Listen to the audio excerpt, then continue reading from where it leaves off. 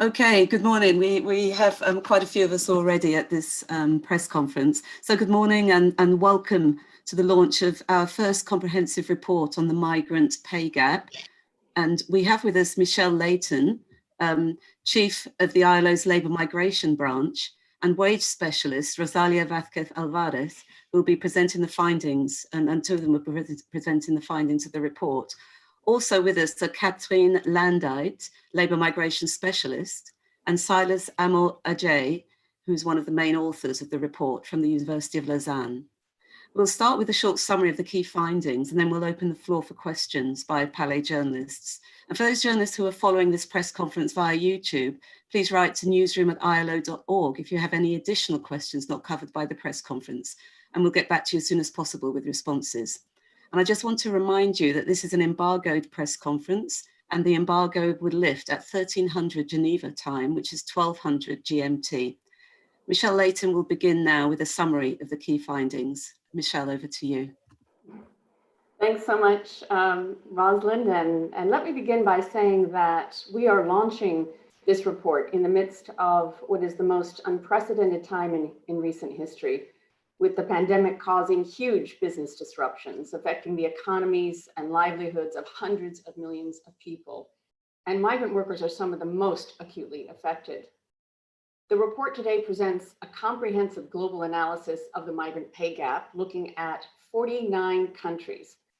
33 of these are high income, 16 are low to middle income. Now, these countries comprise a quarter of all wage employees worldwide prior to the COVID-19 pandemic, and 50% of all migrant workers globally. So the coverage is quite important. We'll also present today some of the recent work that looks at how COVID-19 has impacted migrants in the last 6 months. What our report shows is that even before COVID-19, migrant workers suffered significant inequality in treatment in terms of wages. And we know that the wage gap not only has widened in the past few years, but migrants continue to be the subject of discrimination during this pandemic. The report outlines a number of key differences in the labor market outcomes of migrant workers and nationals, and I'm going to provide a few of the highlights. Migrants in high-income countries are more likely to be in precarious work, with 27% on temporary contracts and 15% working part-time. They are disproportionately represented in the primary sector, such as agriculture, fishing, and forestry, and they more often take jobs in the secondary sector, such as mining, manufacturing, and construction. A substantial proportion of migrant workers are in the care economy, with migrant women more likely to take up employment as care workers. Now, in terms of the wage differences between migrant workers and nationals, our estimates show that in the last 5 years, the migrant pay gap has widened in a number of high-income countries. Some examples are Cyprus. The hourly wage gap increased from 34 to 42%. In Italy, migrant workers earn 30% less than nationals, compared to 27% in 2015. In Portugal, the pay gap is 29% when it was 25% in 2015, and in Ireland, 21% now, when it was 19% just 5 years earlier. On average, the pay gap in high-income countries across the board is about 13%. There are also striking differences between men and women migrant workers, with women affected by what we think is a double wage penalty, being both women and migrants. The overall gender gap in pay is 16%, but for women migrant workers in high-income countries, they're earning 21% less than nationals. Women migrant workers in care, women migrant workers are overrepresented in the care economy, as I mentioned, but the wage gap there is very high, 20%, which means that they are earning about 1/5 less than non-migrant care workers in some countries. And many of them are frontline workers doing essential jobs and fighting the current health crisis, so they're more at risk of contracting the virus. Gender is not the only factor driving the migrant pay gap. Differences in job characteristics also play a role. Migrant workers in high-income countries earn less than similarly qualified nationals within the same occupational category. And the report shows that they are more likely to work in lower skilled and low paid jobs that do not match their education and skills. Higher educated migrants are less likely to obtain jobs in higher occupational categories in high income countries. And for example, if we look at US and Finland, the share of migrant workers with secondary school education is 78% in the US, 98% in Finland. But the share of migrant workers in high or semi-skilled jobs are only 35% in the US and 50% in Finland. And the story in lower and middle income countries is somewhat different. There, higher educated migrants do get jobs in higher occupational categories and tend to earn more than nationals in those jobs. But migrant workers in low-skilled occupations often earn significantly less than nationals.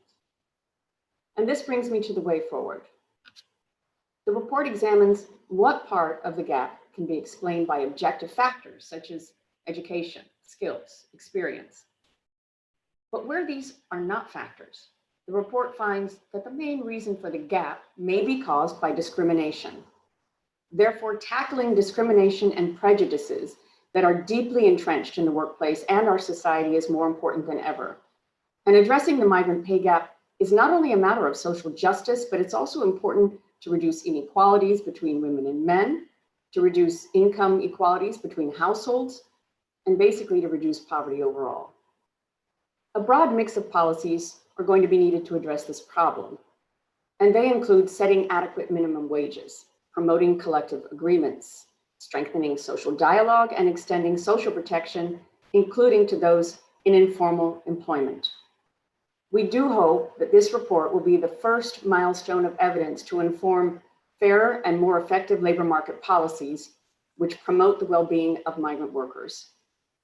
Now, let me pass the floor to Rosalia Vasquez-Alvarez, who will provide an update on how COVID is impacting migrant workers.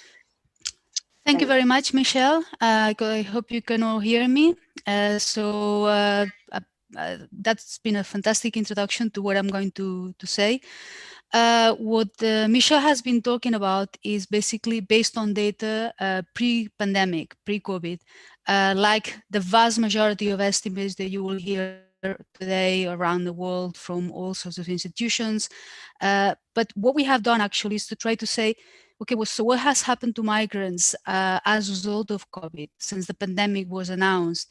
And in order to do this, right now, we are providing some estimates. We are doing some estimates according to the data that comes out in some of the countries for which we have data after the pandemic. That's data starting from April 2020 to pretty much our days today. October 2020 happens to be the date where data has been already released. Now, the first thing we have to say is that it's impossible to compare wage gaps before the pandemic to today's wage gap. One of the reasons is because the mixture of people in the labor market are no longer the same. So what we have actually done is to try to see two tendencies, to try to identify how the pandemic has impacted on migrants. One of them is how have migrants lost employment in the labor market, and the other tendency is what has their wages, what has been the trend in their wages. Now, in terms of what countries we can actually estimate these days, we've picked up two countries that are highly significant of different mixtures of migrants in the labor market. One is Mexico, and the other one is the US. In the case of Mexico and the US as well, what we observed is that as a result of the pandemic, so starting from about April to May, both nationals and migrants dropped dramatically their presence in the labor market. That means there was a huge increase in unemployment, both in Mexico and in the US.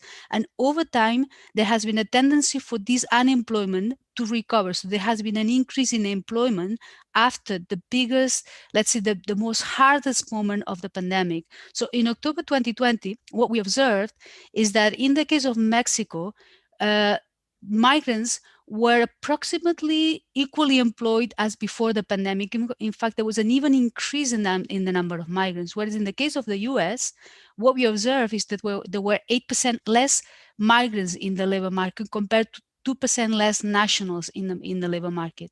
But then if we observe their wages, one thing you observed in the US is that the average wage of migrant workers has not actually changed. So if there are 8% less migrant workers and the average wage hasn't changed, that means that the mixture of those who have lost their employment is not really across the wage distribution, but probably at the low end of the wage distribution. And that's why the bulk of loss in terms of average wages is not noticeable. So what we say is that in the US, we observe that among the migrant population who are in the labor market, there has been an increase in unemployment, whereas in the case of Mexico, we observe that the number of employed are similar, but the average wage has gone down. So therefore, in the case of Mexico, migrants have not lost their employment, but certainly they have seen a reduction in their wages. So what we would probably will see in the future, when we are able to identify the impact on the migrants' pay gap, is that first of all, some of the migrants which are in high-income countries like the US will probably have lost their jobs. There'll be an increase in the number of informals, and that will actually lower the wages of migrants, probably relative to nationals, therefore increasing the migrants' pay gap. In low and middle-income countries, we would expect that there will be a downward pressure on wages, migrants and nationals alike, but in the case of low and middle income countries, there'll be an increase in informality, and it is likely that this will have an impact greater on migrant women than in migrant men. Why? Because women are more likely to work not just at the low end of the wage distribution, but they're more likely to work also on those sectors that have been hardest hit by the pandemic, and these are trade, manufacturing, but particularly private services, particularly in the health sector and in the care economy. So with these estimates, we can also say that basically the downward pressure on wages that we would expect to impact across the world, we have a significant impact, particularly at the low end, among those who are low paid, where migrant workers are usually higher represented. So with this, I close my speech and I give it back to the floor to the ILO. Thank you. Thank you, Rosalia, and thank you, Michelle. And we'll now open the floor for questions. So please put up the blue hand, and please state who you're representing when I give you the floor. And so we have the first question from Antonio Broto from EFE. Antonio, go ahead.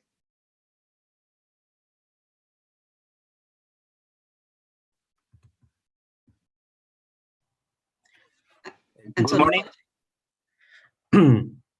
So in this presentation, there were some countries named, especially from Europe, but can you tell us some data as well from Spain and from Latin America? Thank you.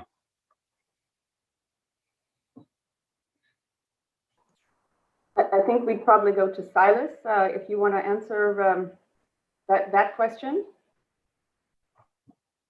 Yes, please. Okay, thank you, Antonio.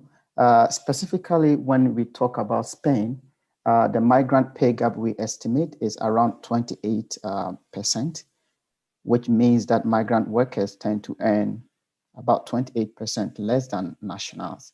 And this is the average estimate. But if you go beyond that, you can see that within the distribution, as Rosalia was saying earlier, certain parts of migrant workers, like those at the low end, the gap is much wider compared to those at the top end. And then if you go beyond Spain to Latin America, we estimate for countries like Mexico, Argentina, and then Costa Rica, then the last country there. Yeah, I think these are the countries we focus. And in most of these countries, the migrant pay gap is really wide. Costa Rica, for example, is more than 30% in favor of nationals. And in Mexico, it's a mix. On the average, you would see that migrant workers tend to earn a bit more, about 17% than nationals. But if you go beyond that and really look deep into the distribution, you will see that migrant workers at the bottom, mainly workers in the construction sites, people working in restaurants, among others, they really earn a lot less than nationals. But then if you go up to the middle class, people in the banking sector, in white-collar jobs, they tend to earn a lot more than nationals. And this phenomenon is very similar in most of the countries we looked at in Latin America. And I hope this answers your question, Antonio. Thank you, Silas. Do we have any other questions from journalists? Or Antonio, I see your hand is still up. Did you have a follow-up? Yes, it's another question. Given that Rosalia gave us the examples in Mexico and United States, which are very interesting, but I don't know if there could be some global figures on the impact of these months of COVID in migrant wages. If there's some way to measure the impact in the whole world. Thank you. Hello, Antonio. No, at the moment we are working on it. As you can imagine, as I said at the beginning, at this particular point, data is coming in, so we don't have yet a global picture. What we do have is a picture of many different countries for which we have average wages, and we observe that in those countries where some of the policies were able to, let's say, sustain workers in the labor market, in the case of Europe, these are type of temporarily employment policies and wage subsidies. Then let's say there was no a huge increase in unemployment, and to a large extent that also allowed for wages not to collapse. In other countries like the US, Brazil, what we observe is that there was an increase in unemployment. Those who remain in the labor market were those who have higher earnings. Those who lost employment were at the low end of the wage distribution. And therefore, there was an artificial increase in the average wage. But what we expect is that in the future, both types of economy, whether you are in Europe with the temporary wage policies or in the US with the loss in terms of increased unemployment, we expect that wages will actually suffer a huge depression. We expect this in the next few months. So although we don't have global estimates, one thing we know is that in the vast majority of countries, migrant workers are overrepresented among those jobs that are at the low end of the wage distribution, the low paid. So if they are overrepresented there, we would expect that they will suffer high increase in unemployment among them, and that would actually also those who remain in employment will probably suffer lost hours work. So overall, we expect a depression on wages that may actually have a bigger impact among migrant workers. Therefore, the expectations is an increase in the migrant pay gap in the near future, at least in the medium run. But that also depends the extent to which the depression in wages impacts on the wages of nationals. Over. Thank you, Rosalia. Do we have any other questions from journalists? I see Peter Kenny. Can you ask your question, please? You should be able to unmute. Thank you for taking my question. I would just like to ask you, this survey is mainly on European countries and the US and North American countries, but particularly pertaining to Europe. In terms of healthcare workers, do you have any data on which countries migrant workers in the healthcare sector come from? And is there any pattern there that you see? Thank you. I think, Silas, you probably have the best handle on the data there. All right, thanks for the question. In Europe, we look at the European Union, which include the United Kingdom as of last year. And then aside the European Union, we also look at Switzerland. And the pattern there is that on average, women tend to work a lot more in the health sector, particularly migrant women. There are few migrant men who work in these sectors as well. But when we look at the gap, migrant workers tend to earn a lot more, less than nationals who are present in the care sector. And this is particularly because migrant workers tend to do the jobs that are less paid within the sector, particularly domestic work and other care work. And even in the mainstream health sector, migrant workers, particularly women, tend to be nurses compared to being doctors. And for this reason, the distribution of wages is such that migrant workers tend to earn less. So on average, as we estimate, migrant workers earn about 21% less than nationals, which is wider than the average gap we estimate for the European Union, which is about 9% migrant pay gap when we include all other sectors. Okay, thank you, Silas. Peter, your hand is still up, but do you have a follow-up? Yes, I was just wondering if there are any patterns of countries in which people in the European Union are coming from as migrant health workers, because I know that in some countries, like for example in Japan, migrant health workers, a lot of them come from the Philippines. Say, is there any pattern of countries from which people come to work in the European Union? Thank you.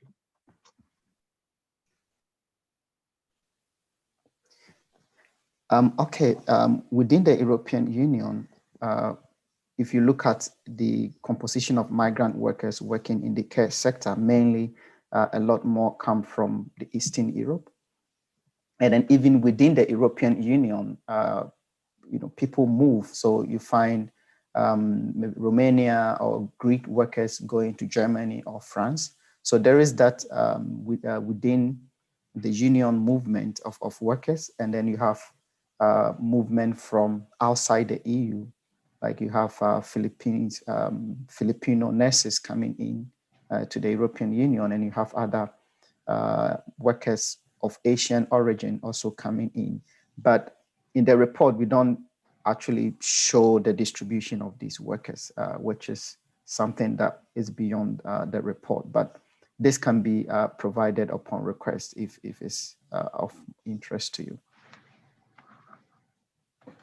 Okay, thank you, Silas. We'll now go to Gabriela Sotomayor, who works with Proceso, a Mexican outlet. Hello? Go ahead, Gabriela. Yes, thank you very much, Rosalind. Hi, good morning. One quick question, short question. Rosalia mentioned that in Mexico, there has been a reduction in wages of migrants, of migrant workers, but how much? On what percentage? If she can clarify that. Thanks. Yes, hello, Gabriela. Okay, what we have observed basically is that if we compare the average wage of migrant workers between January 2019 and October 2020 in real terms, migrant workers are getting approximately 7% less on average. But as I said at the beginning, if we had the same mixture of migrant workers in the economy, we would be able to compare average wages. What's important actually is to observe that if you take the wages of individuals who remain in the labor market in October 2020, and you compare the total amount of earnings that these migrant workers are getting, on average is just about the same in real terms to that bulk that was there in 2019, and that's taking into account the cost of living, so it's in real terms. Yet you have a slightly higher number of migrant workers in the labor market, which tells you that that means that on average, each migrant worker is getting less. If the bulk is the same and you have a slightly higher number, they are getting less on average than they were getting in real terms before. Now, we don't dare to actually say on average if it was 20,000 pesos, 10,000 pesos.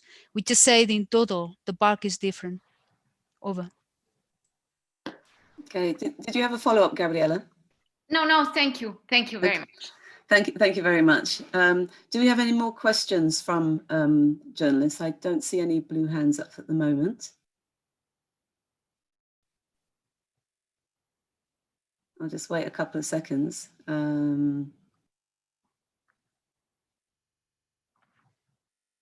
Okay. Okay, so I think I'll wrap it up there, seeing that we don't seem to have any other questions from the journalists. So many thanks to you for attending and to our panel for taking part in the press conference. And just a reminder that the embargo time is 1300 Geneva time, 1200 GMT. If you haven't received the embargoed materials, which you should have, please let me know. Sometimes the materials go in your spam. But we have sent them all to you, but please send us an email at newsroom@ilo.org if you haven't received it, and we'll send it to you straight away. So thank you very much again for attending this conference, and we'll see you the next time. Thank you. Bye-bye.